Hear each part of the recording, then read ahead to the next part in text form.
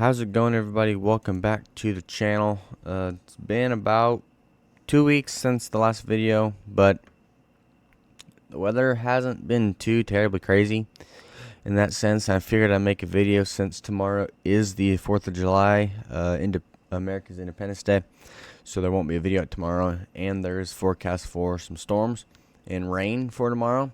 So I figured I'd make a video today highlighting the outlooks and showing what the potential radar could look like for today and tomorrow.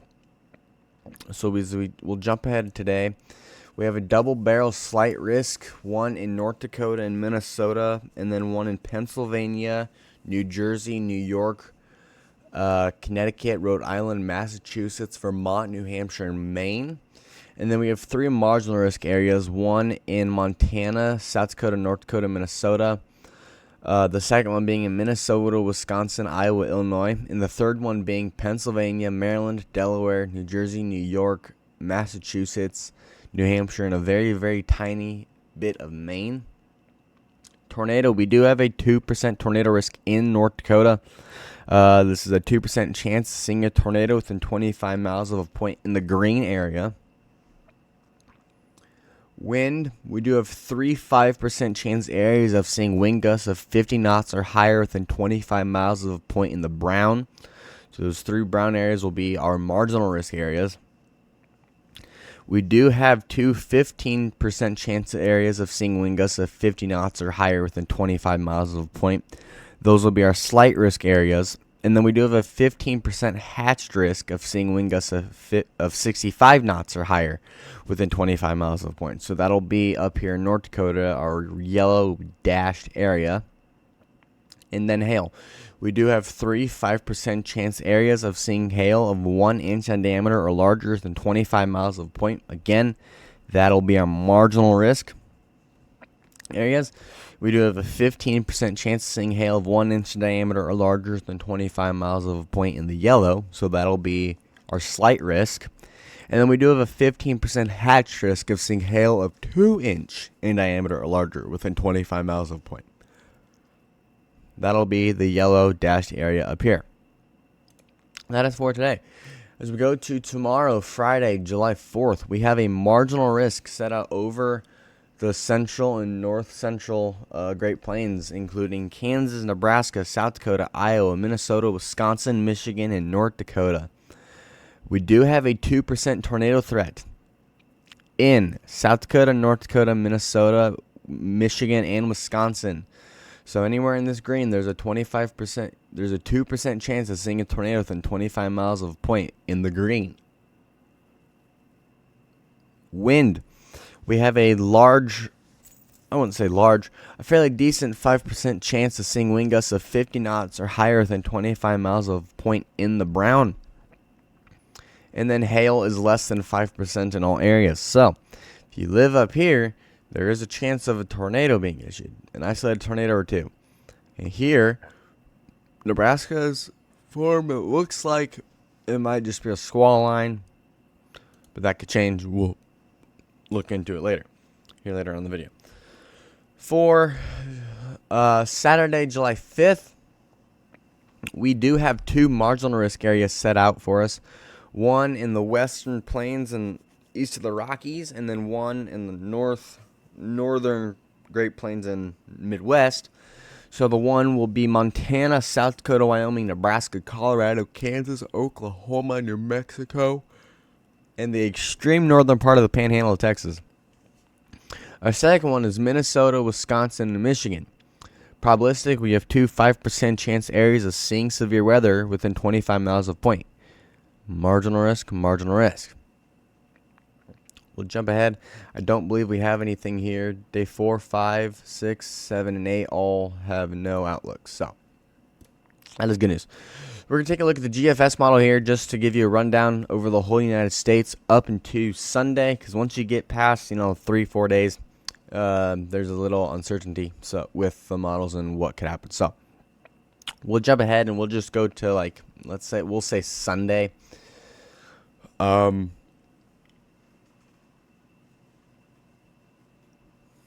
Mostly so you can see what could happen regardless of where you live or where you're going to be. So as we go ahead, this is for Thursday for today at 12Z.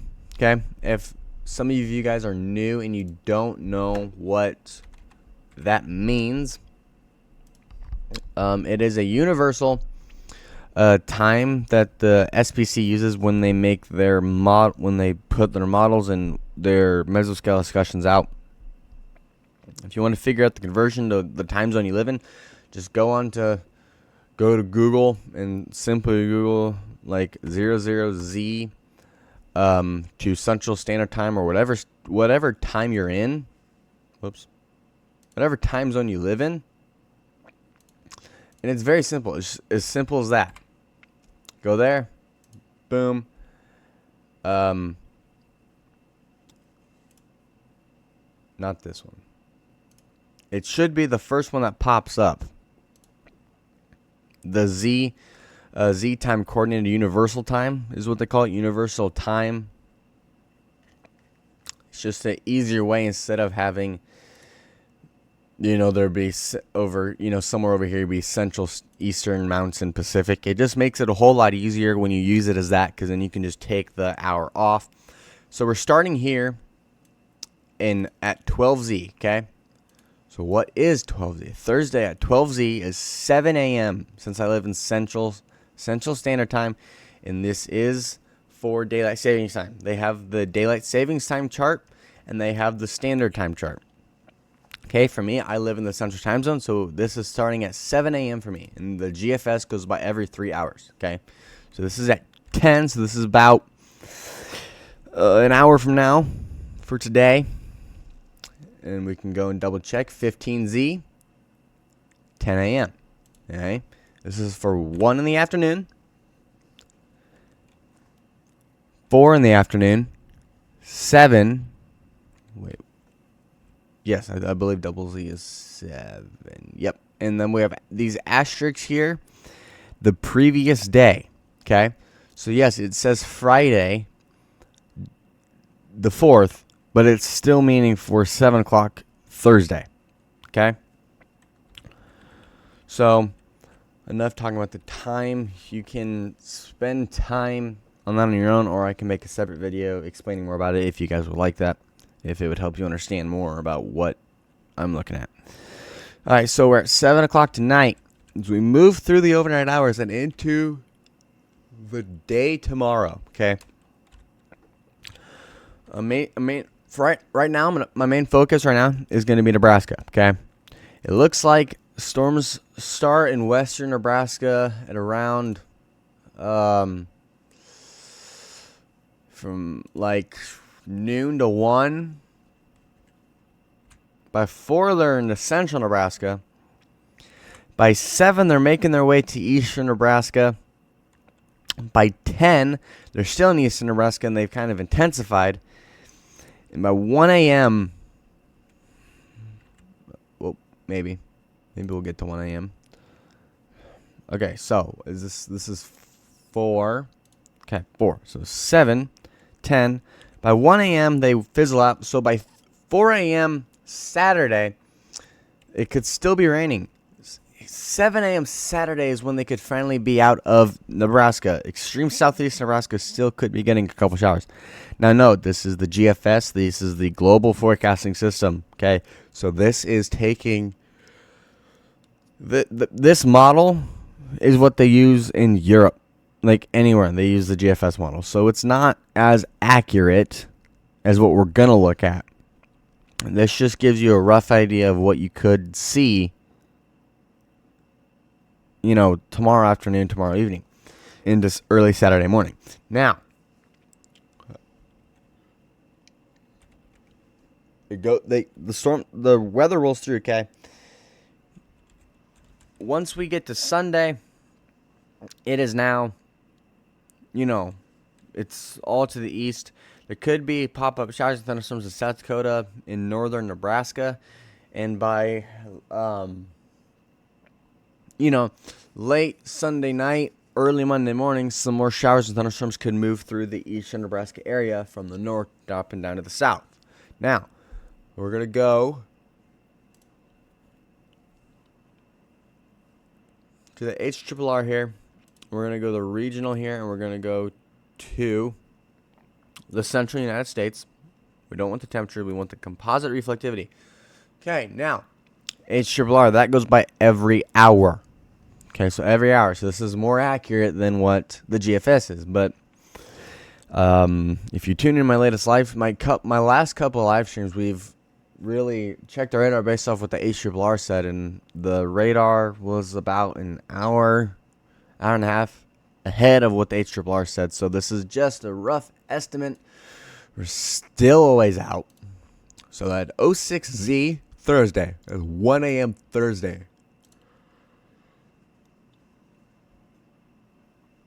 Yeah, we don't really care for today. We want tomorrow. So this is Thursday at 6 p.m. Okay? So we go to 7, 8, 9, 10, 11, 12, 1. So 06Z is 1 a.m. Friday. 1 a.m. on the 4th of July. Okay? 2 a.m., 3 a.m., 4 a.m., 5 a.m., 6 a.m., 7 a.m. Let me double check. 12Z, 7 a.m. 7 a.m. on the 4th of July, okay? We got a couple. Uh-oh. Ah, crap. I got to get back to 12Z. Okay. As I was saying, we've got a couple showers, maybe some thunder showers in extreme western Nebraska, south of Scotts Bluff. Okay. 8 a.m. Let's get to noon. Okay, let's get to noon. I believe noon is 17. Okay, so we're at 1 in the afternoon right now, okay? A line of storms is forming in western Nebraska. So this is 1 p.m., 2 in the afternoon, 3 in the afternoon, 4, 5, 6, 7, 8, 9, 10, 11, 12. Okay, so I do think the strongest of storms, based off this right now, will be about 5 in the afternoon in west central Nebraska. Anywhere on the front end of this line, I believe, is where we will see our chance for strong damaging winds. Maybe some isolated hail. I'm not going to say how big because you can't really forecast hail size looking at a model like this unless you're the SPC and you have a crap load of different models. I would not be surprised, though, if we do see 1-inch diameter hail with some of these cells. Like here, I would not be surprised. So, but I do think the main threat with these storms will just be, potentially damaging winds. I mean, look at this.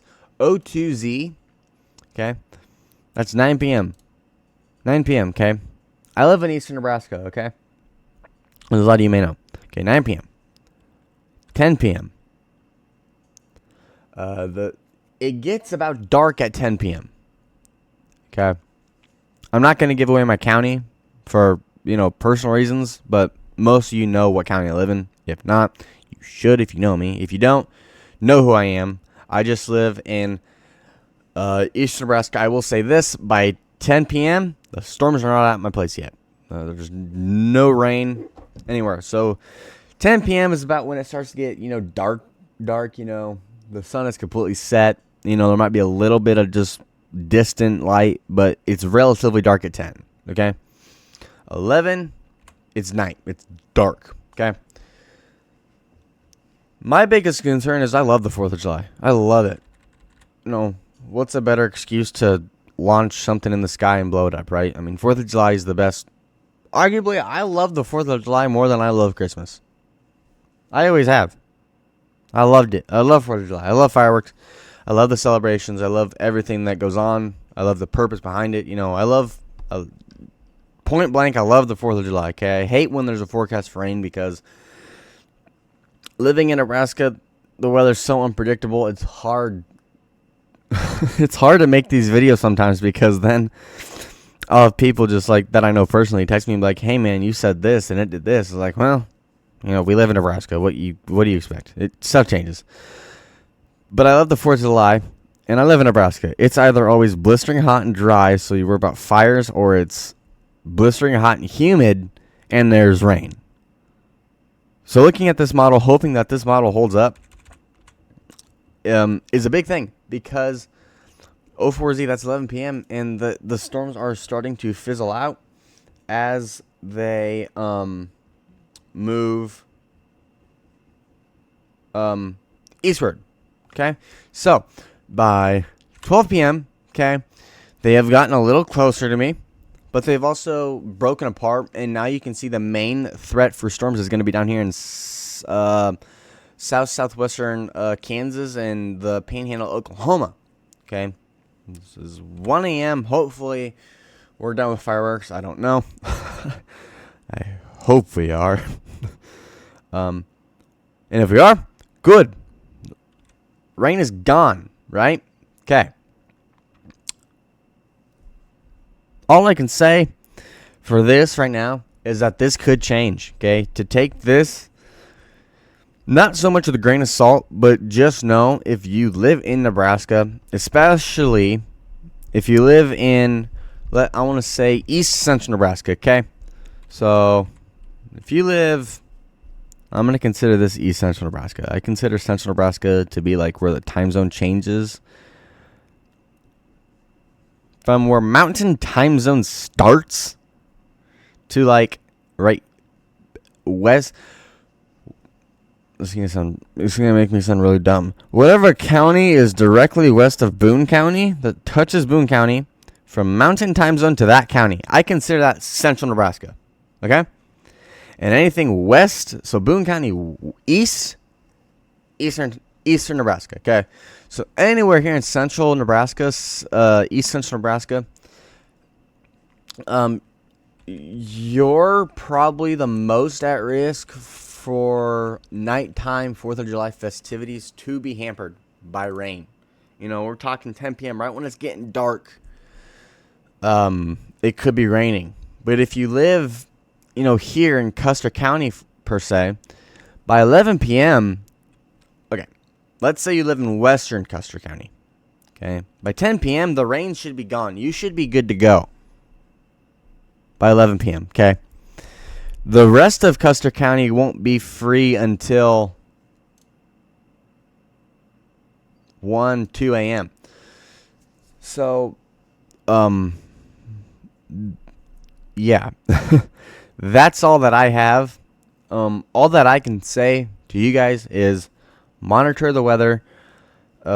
Make sure you're checking the radar, you know, pretty consistently so you know what's happening. Stay safe, have fun, celebrate the 4th of July like you always do, but keep in the back of your mind there is a chance for some showers and thunderstorms, okay? But other than that, I have nothing else for you guys.